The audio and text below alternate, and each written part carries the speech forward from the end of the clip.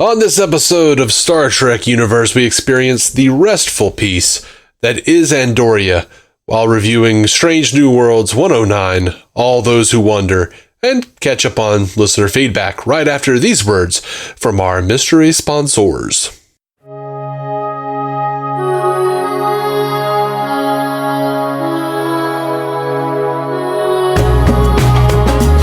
Welcome to Star Trek Universe, the podcast where you get to listen in on two lifelong friends talking about ye old Star Trek. My name's Matthew Carroll. Ye old Star Trek. You know. I'm David C. Robertson. Space cobblers.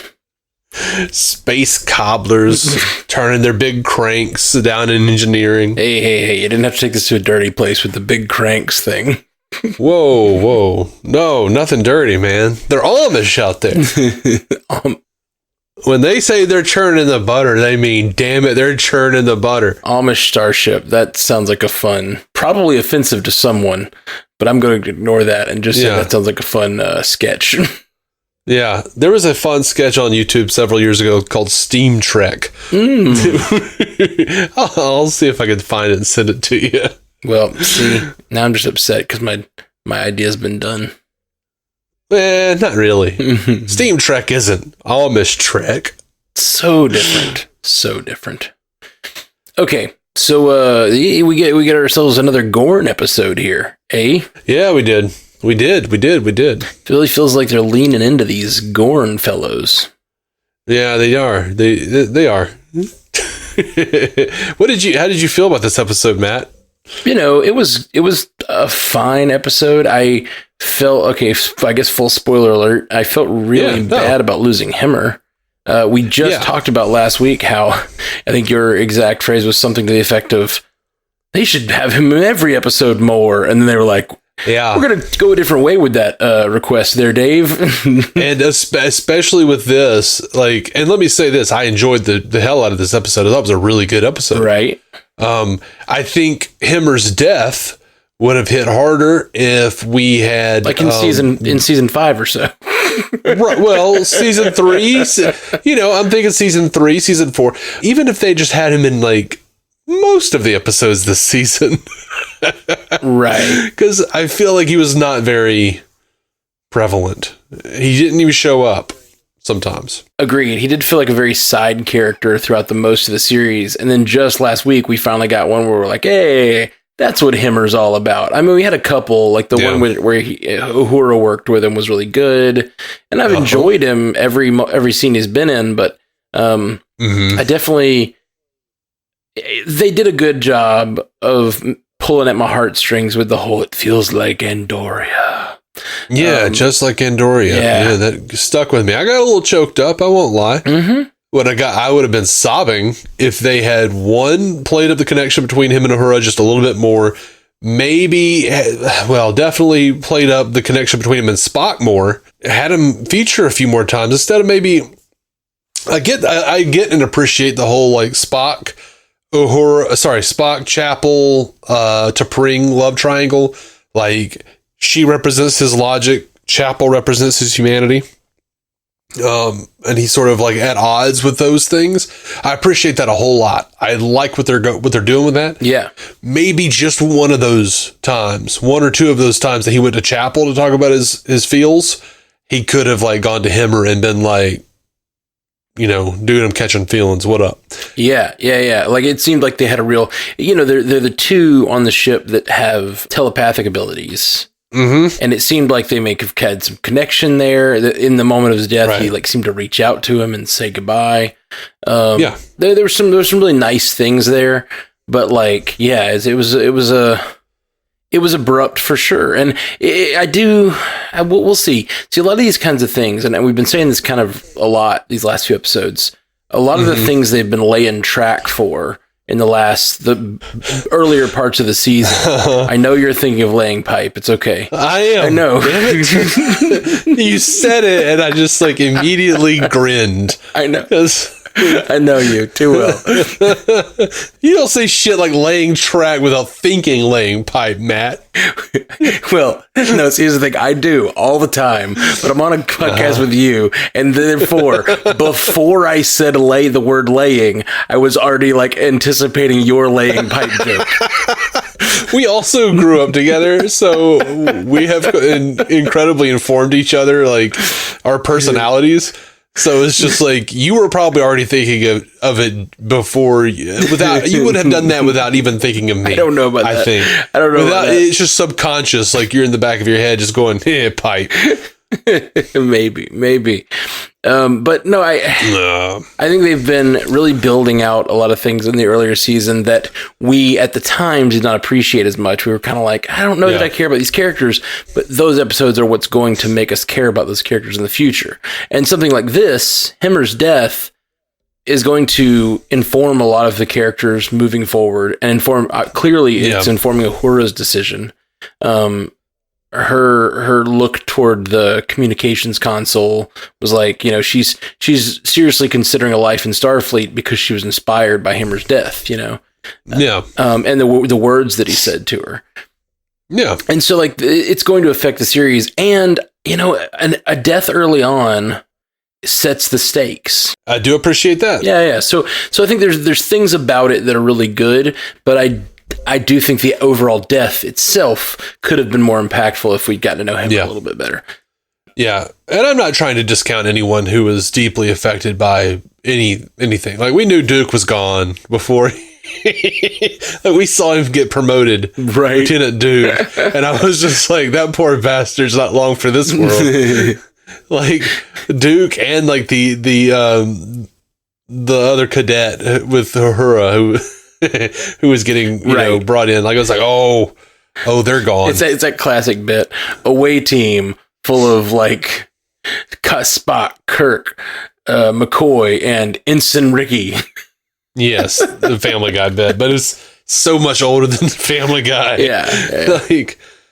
So they knew what they were doing, and they they knocked those guys off quickly to be like, see, there are stakes, and we're like, yeah, without thinking, oh, Himmer. I would not have thought they were going to do that this episode at all. I kind of did, and I feel that way because when Himmer got to the planet and he's like talking about how it's just like Andoria, I was like, like that's a weird thing. Like that like when I've studied writing for a long time, I've watched a lot of television, I've watched a lot of films. When you make a statement like that, when you throw something out there like that, that's basically the Chekhov's gun or whatever. Like, that's right. Sure. Oh, he's going to say that later, right before he dies. Yeah. No, like, definitely. He's going to go back outside. It's definitely a perceptive thing. Getting away from Himmer's death a little bit. Like, what do you think of the overall episode? The Gorn. Like, we learned a lot more about how they work in their early stages, larval stages or whatever. Yeah. It's funny because I have seen not in any of our feedback necessarily, but I have seen a lot of pushback on how these Gorn were treated, about how fast they were, and how it's kind of breaking canon. But because as we know, the Gorn from Arena was very, very slow moving, and even the one Gorn we saw in Enterprise was not quite so slow moving, but he wasn't as fast as these guys. But we did have a bit where M'Benga say that he specified that they were much too quick in infant form, and lots of species are a little faster, like faster when they're young. Oh, sure. Yeah. And reptiles especially are known to grow faster when they're young. Right. To accommodate and survive. The thing I couldn't get away from is they're doing Alien. Like this is. Oh yeah, definitely. Like they're just doing Alien, like literally like chest bursters or whatever. Like yeah. And then they just grow quickly and they run around, they skitter. Like it's very Alien, and it just didn't even shy away from it. And part of me is like, that's cool. Homage to Alien. I'm down. But it does feel a little weird. You know, you're doing this world building about what the Gorn are and what they do. And it's like, are we just, I don't know. It almost felt like you could have done something cool and original with it. It doesn't really feel original. It feels just like a, you know, bottle episode where they're doing Alien. Part of me is a little, and I guess spoiler alert for season 3 of the Orville. The Orville literally just did this, like the exact same thing.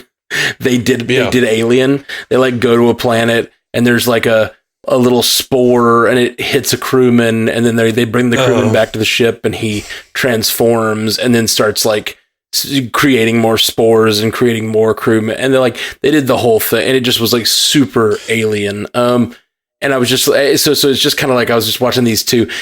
This did it better, I will say. Like this did it better. Did it a little more serious. Took it a little more seriously. First of all, man, crewman is not the preferred nomenclature. Crucian American, please. Random Big Lebowski reference. Middle of a Star Trek show. Yeah, I don't watch the Orville. And I'm glad I don't at this point, because about half of the Star Trek fans I see online are basically doing the same thing you just did, where it's like Orville did better this week. I'm like, oh, give a shit. Well, I said the opposite. I think this did it way better. Yeah.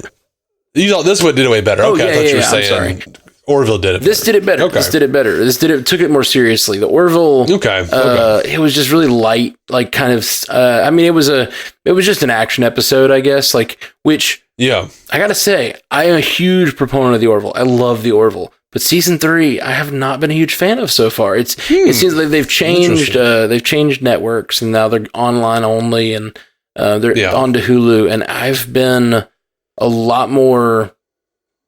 very disappointed with like, so far there's been 5 episodes, and 3 of them I was just like, was there an ethical issue in this one? Like, I don't even know. Yeah. You know, that's what they do, that Star Trek thing really well. And it seems like for the first 2 seasons they did it very deliberately, and it just like they've really kind of loosened up on what they're doing. It doesn't feel like the Orville. It still feels good. It's still like a fun space show, but it just doesn't. It hasn't felt as serious as they haven't taken themselves as seriously this season, it feels like. But even the comparison of the two is just right. Oh God. Okay. Well, I'm going to keep doing that. You can't help but compare. I know they're based on one another, but the Orville's definitely based on Star Trek, and the thing is, when you get into all these shows, that's watching as much as you said at the beginning. We watch a lot of TV, we watch a lot of movies, and at some point you just start to see, oh, this is happening again. Like, this is a storyline I saw last week on this other show, you know? And especially when they're all trying to do the episodic thing where they're making like a different thing every episode. It's like, is this, you know, it gets a little weird. But yeah, like going back to what I was saying though, like there is a case to be made that in Arena, the reason the Gorn moved so slowly is because the Metron would have put Kirk and the Gorn captain in a place where they would be evenly matched, which means that, okay, so the Gorn is way stronger than Kirk, so he needs to be in a place where he's slower. Kirk needs to be in a place where he's a little hot. Lizards like the heat way more, and in cold, they slow down insanely. And they even had a hint at that in this episode where the girl is hiding in the cargo hold, which, by the way, was where the Gorn was in Enterprise, because the cargo hold is cooler. So that's kind of cool. That's fun. And I wonder how intentional that was. If it was intentional, that was like masterfully done. Like, I'm like sitting there watching it going like, oh, are they doing that? Are they saying that? Is that what they're hinting? Oh, okay, cool. And also, this could just, like, Arena could have been a geriatric Gorn. Great band, by the way. I saw them in 97 at Lollapalooza. Yeah, they opened for the old 97s. Yep. Geriatric Gorn. The other thing, though, that, I've seen some people push back on it, like, oh, these Gorn are so savage, they're attacking each other. They could never be as civilized to have their own starships. But, kids, we don't know nothing when we're infants. We're just kind of shitting and scrawling, like. So you can absolutely see a world where these Gorn like have a nest of Gorn, and then the only ones that survive the nest are the ones and they grow up to build civilizations. Yeah. Right. But anyway, so I think there's plenty of room in canon to explain what's going on with these Gorn. Sure. I think there, obviously you can have so many different subsects of species of Gorn. Mm-hmm. It's nuts. Like some can move slow, some could be more intelligent, some could be, more, xenomorph. I think the key in this, definitely. I think the key in this is just that they're young, and this is apparently what young Gorn look like. This is filling a hole in canon. We don't know how young Gorn act. Yeah. So. And if you still don't like it, we don't know how the Gorn act post the Temporal Wars. So. But yeah, no, I liked it. I thought it was good. They did a really good job with suspense. I love this like giant Star Wars looking alien who started breathing heavier and heavier and heavier before he blew. That was dope. Like I knew it was going to happen, but I was just like still kind of on the edge of my seat, like, oh no. Yep. Oh, it was, I enjoyed it, and I loved Spock, kind of, letting the rage out. Yeah. Oh, that was great. And now he doesn't know how to put it back. Mm-hmm. Like, I really like that. Yeah. And then his hug with Chapel. Oh, girl, he almost stuck his tongue right down her throat. My niece walked into the room for that scene and was just like, "Oh, they're going to kiss now." And I was like, not gonna tell her, but no, they're probably not gonna kiss now. No. Like I knew somebody was gonna come in and interrupt. As much as I knew my assertions were correct when that Gorn spit venom on him, I went, "Yep, there we are." I don't think they interrupted. Somebody interrupted. No, they interrupted. Oh no! Spock just like turned and walked. Yeah. You're right. Which is much cooler or much more like brutal. You know what I mean? Like, but he didn't do it like cool though. He did it like it was. Oh yeah, it was awkward. It was awkward as hell. But it was rough. It was definitely like I don't know. It was just cold and like just walking away from that clear romantic gaze was just like, woo, buddy. Yeah, I'm crushing so much on Chapel. I just want to like jump in the TV and slap Spock in the face. It's like, dude, what up? What up? You go in that marriage. I know the future, man. I know what she does with Stan. Mm-hmm. You go in that thing. That's right. Anyway, but yeah, I like this episode though. I think it was good. Yeah. Were you at all vexed that we didn't see much of number one again? Nope. I guess I wasn't. Yeah, you didn't notice? I mean, she was just not in the away team, which I felt, she had to go do something else, and it made sense that the number one would need to take the ship if they had to go a different way. But I mean, they wrote this episode that was like, I guess they could have done that completely differently and had the ship just be in orbit or whatever. But they just wanted to feel alone, and I think it worked well. I think it worked well. I do think they seem like they're not quite sure what to do with Una sometimes. Sure. But, I don't know. That might be a thing with, COVID precautions. That might be a thing with, Rebecca Romaine's schedule or something, you know? Sure. We don't know.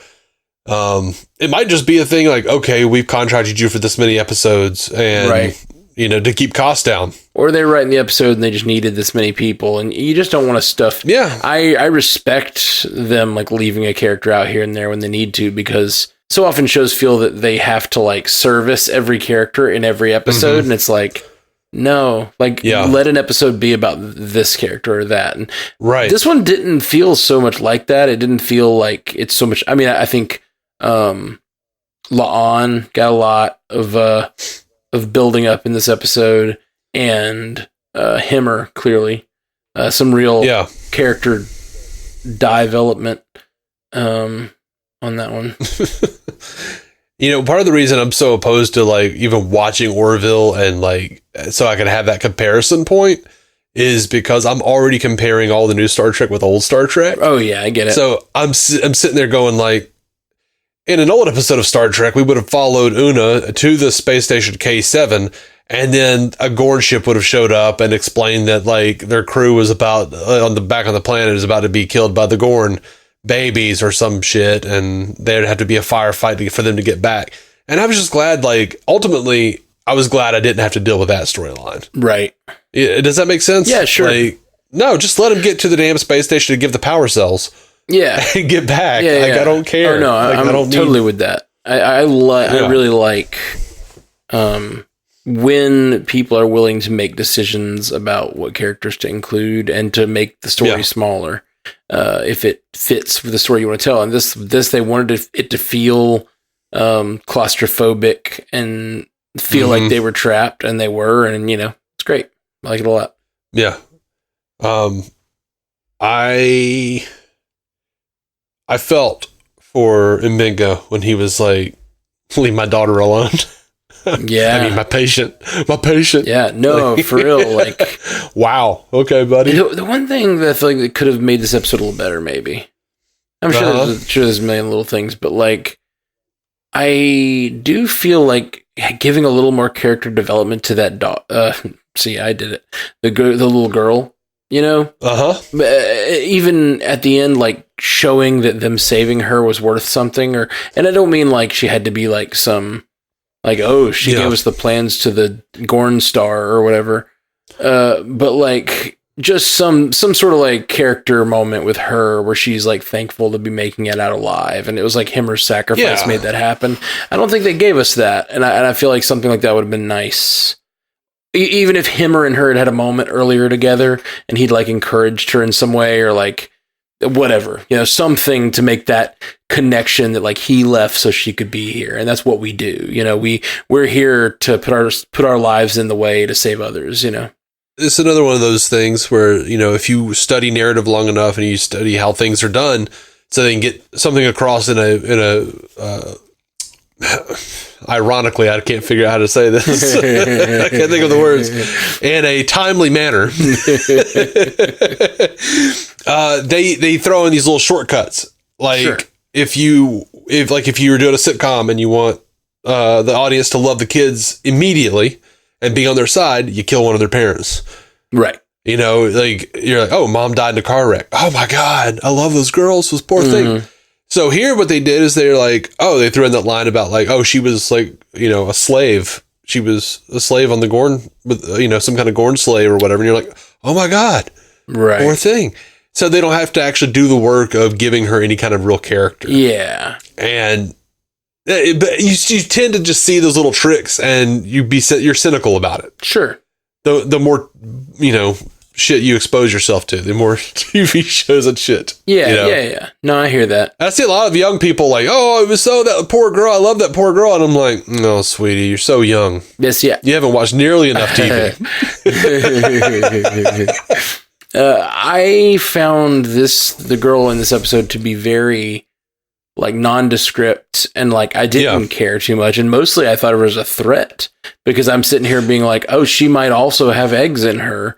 Yes. And so like the whole time that's what I was thinking, and I just didn't, and then they never even touch on it. They never give her like an all clear. They never like, and I was just kind of like, that little girl they could have really done something with the little girl, or she could have not existed, and that also would have been fine. Yeah. They could have just gone down to this planet, met a couple of aliens they just have no way of communicating with, and those aliens explode and make them have to fight Baby Gorn. I'm glad you said that you were suspicious of her, because Bethany was too, my wife, when we were watching. You know, she's sitting on the table looking at this, you know, Star Wars alien. He just looks like he's from Star Wars. Yeah. And like she's looking at him and she has this weird look, and Bethany goes, she's sus. She's sus. And I'm like, no, she's fine. She's about to go hide because she knows what's going to happen. Like if there's anything suspicious about her, it's just that she was like too scared to say what was about to happen. Or maybe she didn't know, and then when he started breathing heavy, she was like, oh shit, I got to get out of here. Right, exactly. I mean, I just think that it's the thing of like, there are people on this ship that have encountered the Gorn. This one's full of eggs. And we don't know how to identify who is full of eggs, so we should probably check out the other people that are here as well, you know? But that was the thing, is like they couldn't find them. They had no signs of them until it was too late. So I was just like the whole time waiting for that shoe to drop, or maybe like that shoe drops. She has eggs, but they've learned something, and then they can identify them and fix her. You know what I mean? Like something. Yeah. They learned something from him or whatever, and then they're able to fix her. But it all.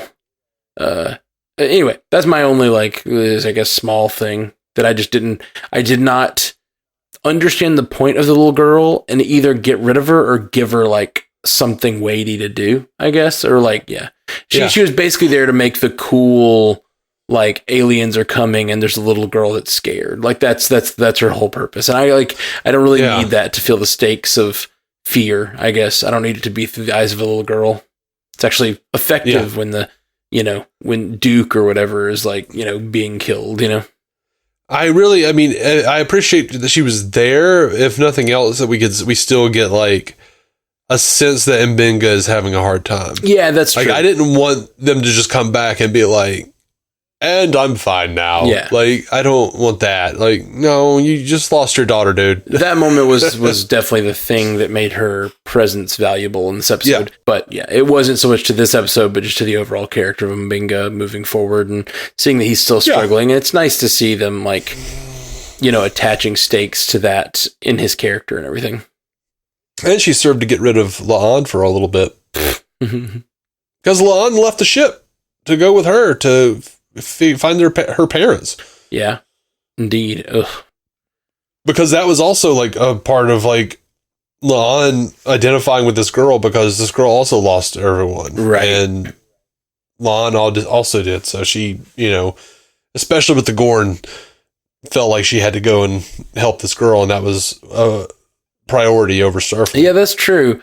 That was a big moment for her character for sure, and I didn't know you think about that.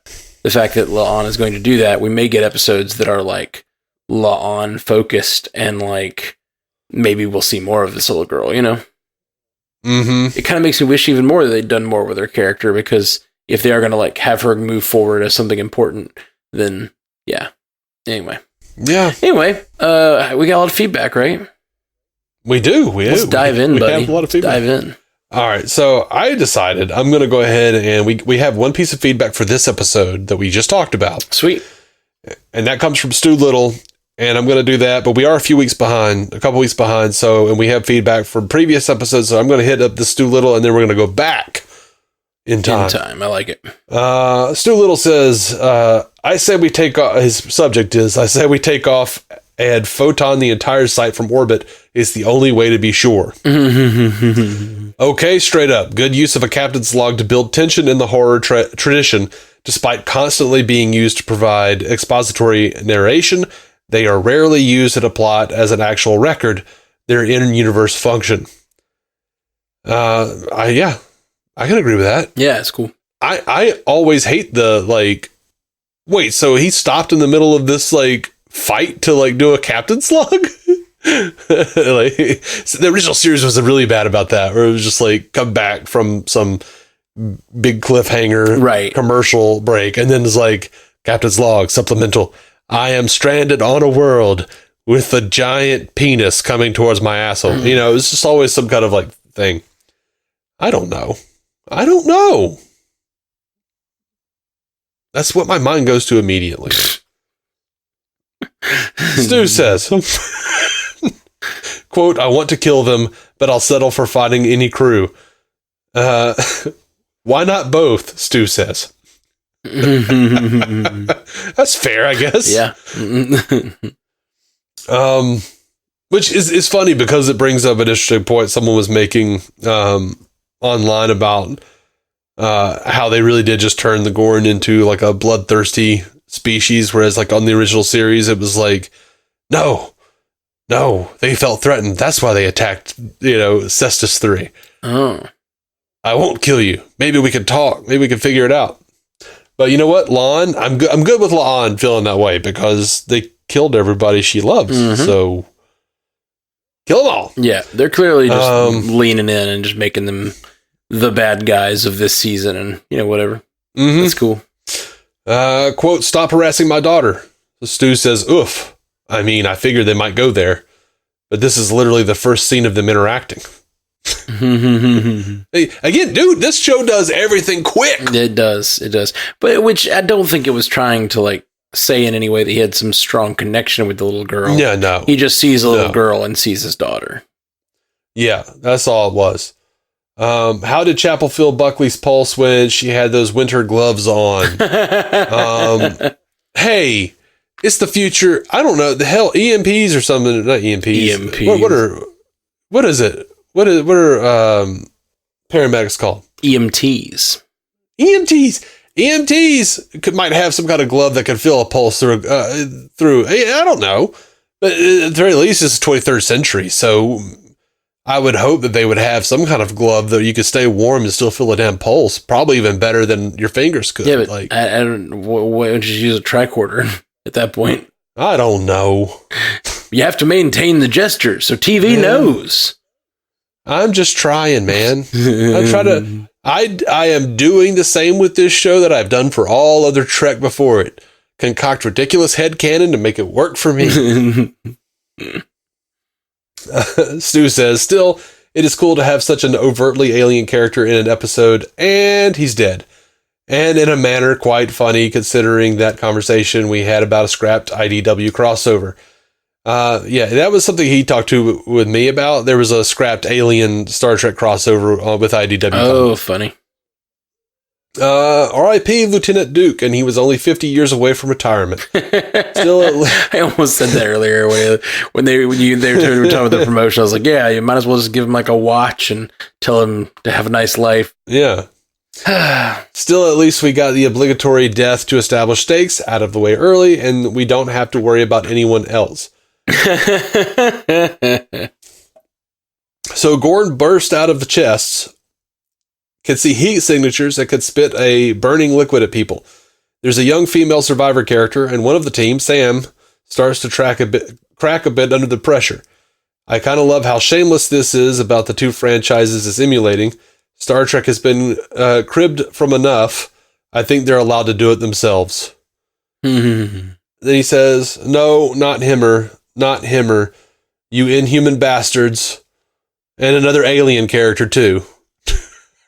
We often make fun on this show about how they always kill off the people who are really costly to make up. Yep. Stu says, so anyway, when are we going to get younger, sexier Scotty? The finale or season 2? Ooh.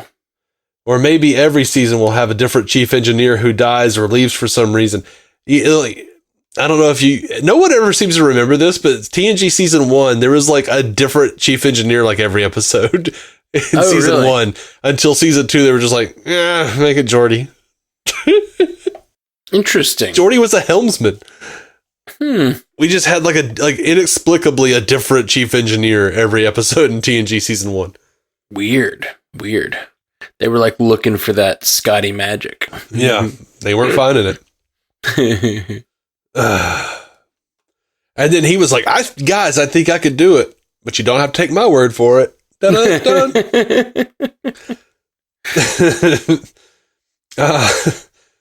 Oh gosh.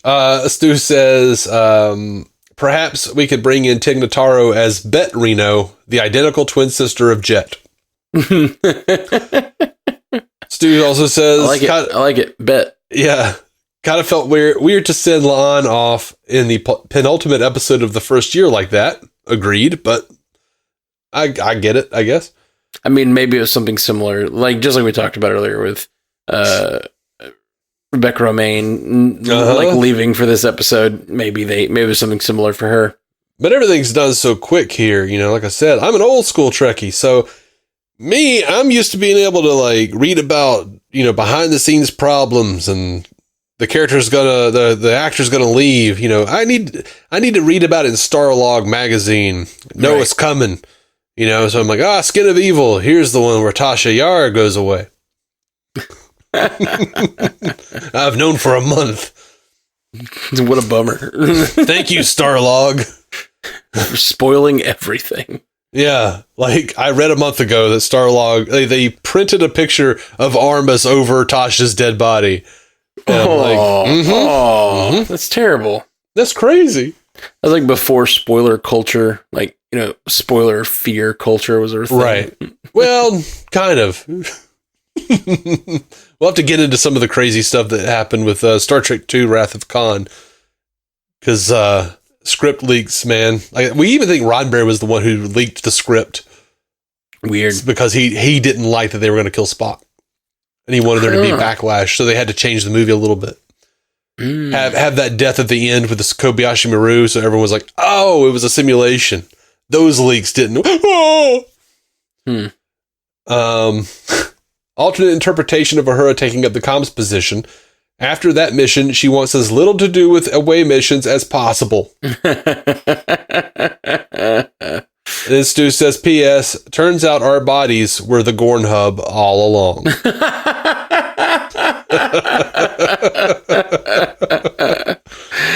This here Gorn hub, just traveling around, just a spirit traveling in the spacesuit of a Gorn hub. And the way you say it, the Gorn hub traveling around like some sort of like circus, just makes me like envision a Gorn with a top hat. Like, so funny. Now I'm thinking Spaceballs. Come on. Well, now I'm thinking Spaceballs, which is also an Alien reference when the alien chestburster comes out and goes, hello, my baby. Hello, my honey. Hello, my ragtime gal. Yeah. Yep. All right. So jumping back in time to 107, the Serene Squall.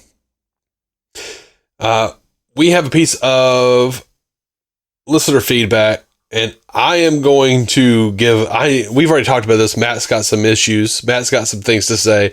I got some things to say, and I want to say them first. All right. If that's cool.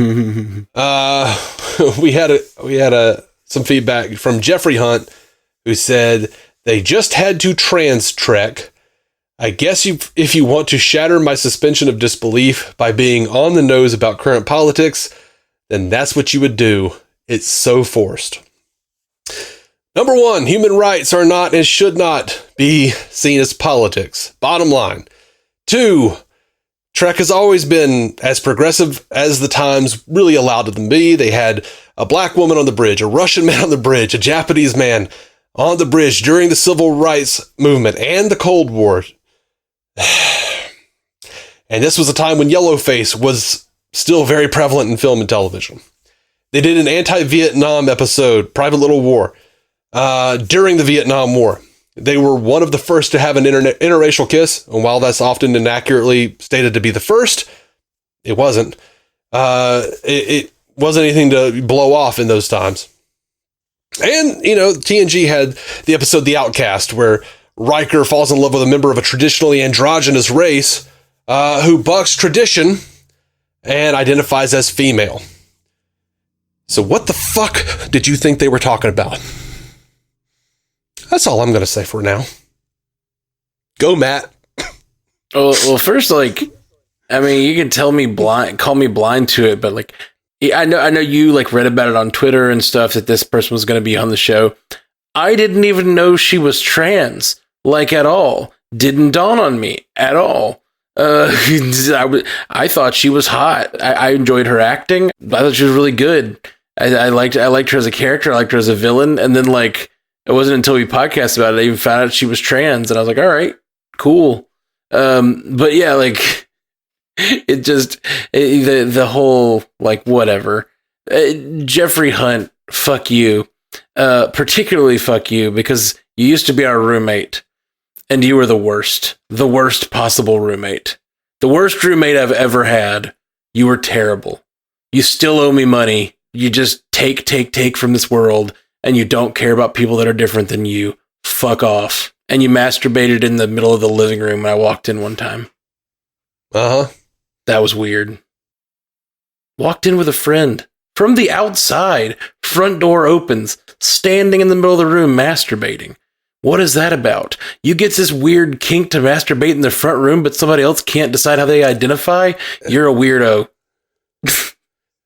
And I believe he was masturbating to a poster I had of Salvador Dali. It was that giant eye.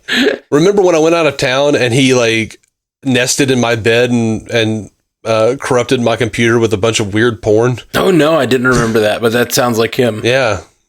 Not to mention he was always stealing my damn cigarettes. Anyway. Yeah, and also, just to circle back on it, he still owes me money. And me. He owes me money, too. Yeah. So fuck off, buddy. Yeah. Over here on Facebook talking about he is risen. Why don't you get risen and give me my damn money back? With interest. Oh, man. People like that. What a great example of a Christian for the world, you know? Yeah. Yeah. That's what pisses me off the most. He is risen indeed. Your fucking cock is risen in your hand while you stand in the living room. Like, what the fuck? And you were with a girl and he didn't even like put on any clothes. He just like sat down on the couch and put a pillow over his dick. He did that exactly. And me and my friend were just like, all right, we'll move away from this situation. So anyway, I feel like we defended Star Trek against his accusations and also tore him down as a human being. I feel like we gave him the treatment he deserved for his comment and for his general life choices. Yeah. Whatever, man. Stu Little says with subject line Counselor Doy, alternatively Star Trek. Oh man, that got me. Or they got me. I thought the counselor was what they seemed at first, one of those vaguely smug, mildly annoying, got it all figured out sage characters who get to dole out advice in shows but rarely receive it. And we all love Guinan, but imagine how insufferable she'd have been if she was a regular instead of recurring. By the way, Stu, I'm really starting to like read your voice like David Mitchell's soapbox. I don't know what that is. You know what Mitchell and Webb is, right? That Mitchell and Webb look? Yes. But I haven't seen much of it. Yeah, I got to send you some David Mitchell soapbox. It's fantastic. Anyway. Please. They even gave Aspen the mid-2000s hip accoutrement of being into clubbing and dressing like a reject from one of the Underworld movies. They're very entertaining once they let their villainy out, though. Hope they return. Notice I'm referring to the character as they, since they were referenced as such in the episode, but that was real Dr. Aspen. Is Captain Angel non-binary too? Is that a coincidence in story or a specific reason they were doing this job? Also, if Hemmer was in this episode, it could have been a lot shorter. What with his precognition possibly allowing him to say, don't trust that bitch. I apologize. I have been saying she, but yeah, I'm sorry. I just don't know how she identifies or they identify. Yeah. They can be a general term even if you don't know. So I should say they. Wait, we see later on that they can fire multiple phasers at once. So why not resolve the problem of not knowing which of the two targets to hit by shooting both simultaneously? Yeah. Okay. Stu says T'Pring should just go ask T'Pol for advice if she's still around. She's got experience of a sexual relationship with a human, and I assume she and T'Pring are related. Why? Because they're all Vulcans? The women in Vulcan culture typically have a T at the beginning of their name. That doesn't mean they're all related. They're not related to T'Pau. I would love for T'Pol to come back. That would be so cool. I'd be all right with it, I guess. She was never my favorite, you know. I liked T'Pol. I liked her a lot. I'm rooting for Hoshi Sato. She'd be old as shit. Yeah. Well, an Irish Orion. And Orion. I'm assuming with a little comma. Next yeah. The apostrophe, yeah. Right, apostrophe. That's the word. Yeah. It makes sense that Chapel evaded initial capture. Her hair and uniform are pretty decent camouflage against the hallways of the ship. I have to say, though, I don't know if I fully approve of her hypospraying those intruders. You're supposed to check if they'd had an allergic reaction first. Lucky she isn't sued for malpractice. Would Pike have been so eager to play the pirates off against each other if he hadn't learned that he was considered a Boy Scout by Starfleet? His "I'm such a bad boy" arm fold and grin when he told the rescue party what he was doing makes me wonder. Though really, he still comes across as one with how he wears an apron over his body armor while cooking. I have to say, I didn't see this coming as the reason for kicking off Spock and T'Pring's estrangement. I figured for something more ironic. Specifically, he'd be put in a situation where both her and someone or something else were put at risk separately, and he could only save one, and chose her, and she'd see his choice as being far too human when logic should have made the other choice paramount. Plus, no, I see what he did. Made the other choice paramount ... plus. Paramount plus, yeah. Sorry, I don't read these before I read them on air. Because I don't want to like have a view that I like gleaned off of Stu or somebody. It's always Stu. It's weird she's complimenting him on how convincingly he kissed another woman. Cybok's totally gonna do the share your pain thing to La'an at some point, isn't he? I don't know, man. Ooh. She even gonna be on the ship anymore? Yeah. However, maybe killing Hemmer is a good thing because otherwise Hemmer would be able to, futz with Cybok a little bit. You got to take that chess piece off the map. Yeah, I feel like that would be interesting, though. I'd want to see that. Yeah. Them, how do their different telepathic powers interact with each other? And yeah, I would really like that a lot. So it bums me out. Mm-hmm. And Stu gets a little presumptuous here. He says, until my next email, which you should be reading immediately after this one, take care. Well, no, Stu, we got somebody else, actually. We'll get to you in a second. You smug son of a bitch.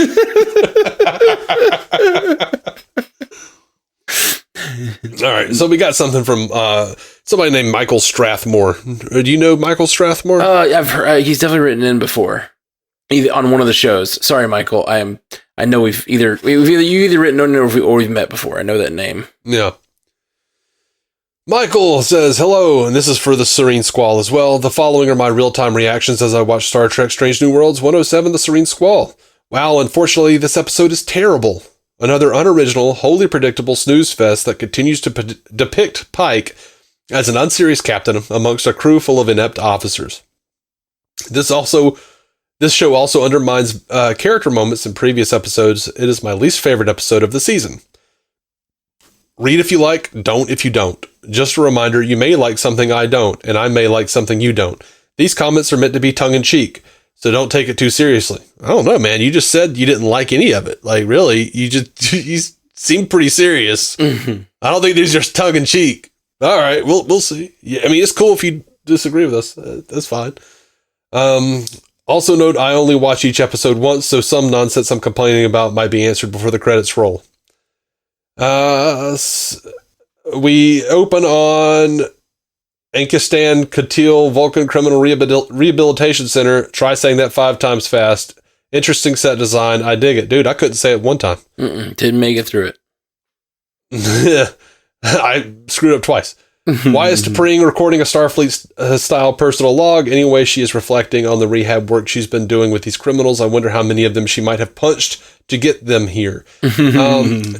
As for why T'Pring is recording a Starfleet-style personal log, I get the feeling from Enterprise that the Vulcans pretty much showed Earth how to do shit.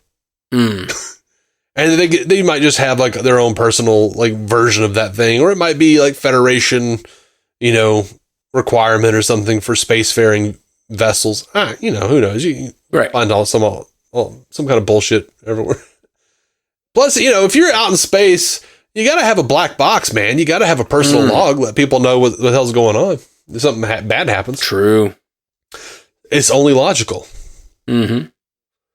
T'Pring reads a bunch of human novels so that she might better understand Spock's human culture, except Spock barely has a human culture that he himself is in touch with, so I'm not exactly sure what she's talking about. I'm sure that T'Pring can see the difference between Spock and, say, Pike. Dude was raised on Vulcan. If you've got questions, maybe buy his human mother Amanda lunch sometime. Yes and no. Like, there's something to be gleaned, I think, from reading the culture of a species. You know what I mean? Like, to see like the subtleties, like the subconscious nuances of the fiction they write and the way they present themselves, more than, you know, just listening to your fiance's mother. And for all we know, she already has. And she was like, that didn't go anywhere. So she was reading, like, you know, relationship books and like how to excite and how to, you know, be like seductive and stuff. Like, I forget the exact book she mentioned reading, but she wrote Tropic of Cancer, which is that's apparently pretty bawdy. All right. Well, yeah, there you go. And you don't want to talk to Amanda about that. Like, I do. I got some tea for you, Amanda. So I was wanting to ask you about, well, how do you get Spock's dick up? Because no, I mean, exactly. That was my point. Exactly. Thank you. Spock is looking for relationship advice. Unfortunately, he goes to Chapel, the one person that's given him some of the worst advice an individual could receive, namely, if your partner doesn't like something about yourself, simply hide it away from them. It's ironic that this situation might just be the one instance where Pike could be more useful than anyone else aboard the ship, since he has plenty of experience, has served with and knows Spock well, and also knows T'Pring fairly well also. But nope, we need yet another situation whereby Chapel needs to be shoehorned into the story to help justify her less than subtle feelings for the Vulcan lieutenant. I don't necessarily disagree, but I still like the conversation with Chapel. Like I just said earlier in our review, I think he may have needed to talk to Hemmer. Right. There's a reason he's going to Chapel, and it's because he wants her. There's some version of himself, his human side possibly, who longs for Christine. Yeah, for sure. I think that's true. And I also think that she has made him feel safe and cared for in the past. And like, even if her advice isn't perfect, she kind of gives it willingly and he enjoys receiving it. And it's just, you know, there's just a positive feedback loop happening there. And one of the things I really like about this sort of little retcon where Spock has these real feelings for Christine years prior is, you know, it kind of makes the original series feel a little nicer to Christine Chapel in a way. Like, she's aware he has feelings for her. Like, it's very clear that there is something between them. Like, just watching TOS alone, you get the notion that she's just some poor, sad, doting creature. Right. You know, who just keeps like fawning over Spock, who is incapable of such emotions. Or actually, he seems like a dick. It's not a good look for either one of them. So, you know, to show that they have this history, you know, makes it feel a little less icky. Yeah, absolutely. Spock, do you know why it's fun to be friends with Vulcans? I'm going to guess it's so that you won't be the only individual wearing a ridiculous wig in any given room when you're with them. Dude, I ain't never noticed her wig. I like her hair. I think it looks cool. I'm not even sure it is a wig. What say you, Matt? You think it's a wig? No, I hadn't noticed, but I never noticed that stuff. So, you know, whatever. I am so bad at noticing. We always talk about that on MCU Cast because Ashley is a hairdresser. And so like she always notices when someone's wearing a wig or especially a bad wig. Mm-hmm. And I'm like, I'm always like, oh, that was a wig. And it's like the worst wig ever devised. And I'm like, oh, really? It was a wig. Yeah. All I gotta say is Star Trek did 79 episodes of Bill Shatner wearing a bad wig. I ain't got no problems with no bad wig. He goes on, Chapel attempts to be funny, exclaiming that Spock needs to, quote, pay better attention to me when I'm talking because, and before I can vomit, Spock replies with, you're very charming and I am completely missing it. I actually said out loud, oh, fuck off. First of all, she's not charming. Disagree. Totally disagree. I think she's charming as hell. He says, like, not remotely. She's needy and whiny, basically a terrible combination that all but ensures she is the least likable individual in this ship. Well, then she would be closer to the original series, Chapel, so that you should be happy, I guess, right? And Dave's like, no, Ortega is there. I don't like Ortega's. She's easily the least likable of the ship. She has such a terrible emotional intelligence that she'd fit right in over on Discovery, and that is saying something, but it's also ironic that Spock states this unjustified claim after being told not to outsmart the truth. Yeah, I'm reading it totally different, dude. Sorry. He goes on, the amount of scenes that open with a dolly shot appearing behind random furniture in the room is getting hilarious. Just because you can move the camera doesn't mean you need to, people. Now you're just picking. Yeah, most of this is picking. Yes, it is. I think so. And you said he has a whole lot of them, right? He's got like 72, 73 of them. Goodness. So yeah. I'm going to say this. And like, he's even got a rating system. So, Michael, dude, it is 2 a.m. here and we are tired. So here's what's going to happen. You're going to start your own podcast. No. Thank you for the feedback, but we're going to move on. To one last Stu Little. You shall not pass the Kobayashi Maru. Listen, other person that sent in feedback, we have better things to do, like read the third feedback from the single person. Stu Little is our feedback guy. We got to get to Stu's. Look, Stu Little writes concisely. It might take us a little while to get through the feed, but 73 points. 73 points. These are, and each, and we were some only of these through are as long as a Stu Little. At that point were we through? 7. I'm sorry, man. I really do appreciate the feedback, but I do. Just, make a point. Think about the thing you saw and write a thing about it. Yeah. Well, what's this last Stu Little? Because I do. It is late. Yeah. He says, what if we could change the ending? Sorry, no. Canon is canon. Just because you're dying, little girl, doesn't mean that the art of storytelling has to.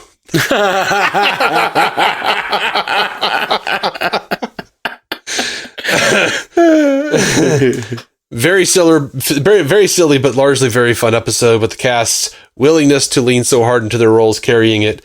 Gooding, Mount, and Chong especially. I like what they did with set design in this. They could have done new sets or even filmed on location for the parts in the woods, but dressing up the Enterprise locations reflected the clash of realities and M'Benga's attitude to it all. This show is just determined to turn Ethan Peck's Spock into a sex symbol. I mean, he already was. Mm-hmm. Again, what show were you watching, Stu?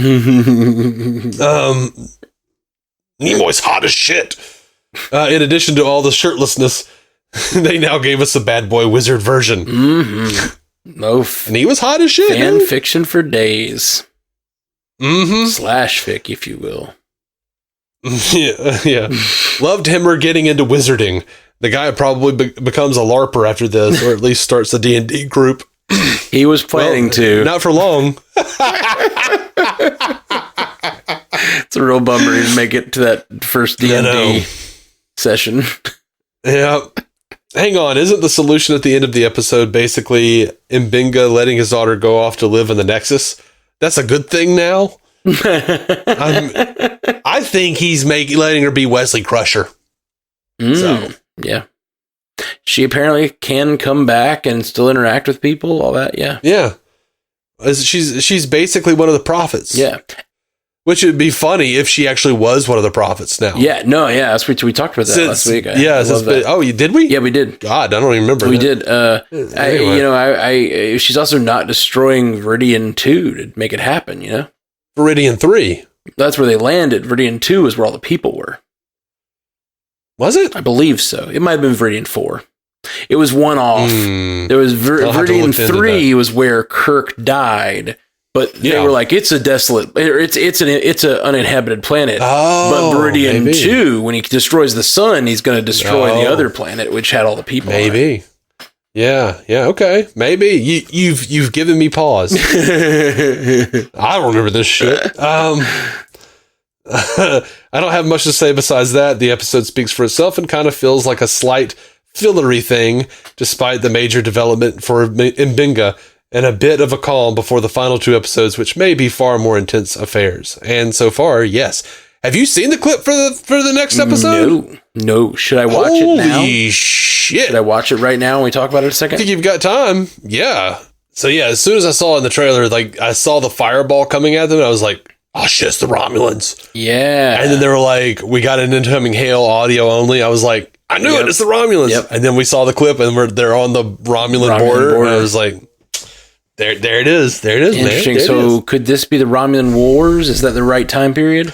No, the Romulan Wars would have been, about previous. I don't know. It would have been sometime after Enterprise. Okay. Like right after Enterprise. So interesting. And it's so funny. It's so funny how a story decision, and this is, to Stu Little's point a few moments ago, it's so funny a story decision from, 56 years ago or whatever, like can affect this because they decided to reveal the fact that the Romulans looked like the Vulcans to the crew on that one episode. So because of that, we can't know what they look like. And so we get to have this whole thing where they're just going to, never reveal that. And we're just not going to know it. And it just interesting how that does hamper the storytelling in many ways. Like we can't meet the Romulans. We can't have, we could as viewers, they could show us what's going on the Romulan ship if they wanted. That would be so interesting. Well, I mean, that's what they did in Enterprise. It was total dramatic irony, but that we saw the Romulans, but the crew of the Enterprise never did. Interesting. I don't recall that. That's cool, man. Yeah. I'm very, very interested.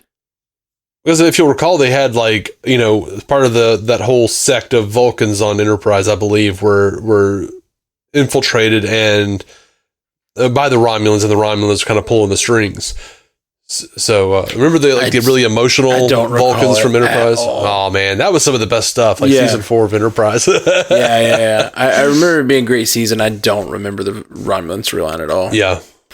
Okay. Yeah, but yeah, that looks really rad, and it looks like we're getting some intense character development and some intense storytelling for this episode. I'm totally down. Very excited. And the thing, the show has got me to a place where I see all those things happening. I'm excited for this crew to take on this challenge.